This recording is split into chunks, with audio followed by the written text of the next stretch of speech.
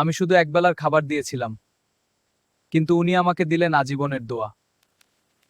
টাকার অঙ্ক ছোট ছিল, কিন্তু মনে যে শান্তি পেলাম তা অনেক বড়। সৎকা মানে শুধু টাকা নয়, কারো পাশে দাঁড়ানোও সৎকা। হ্যাঁ, তুমি ঠিক বলেছ। এই হাসিটার দাম নেই, আর এর পেছনে ছিল মাত্র একদিনের ছোট দান।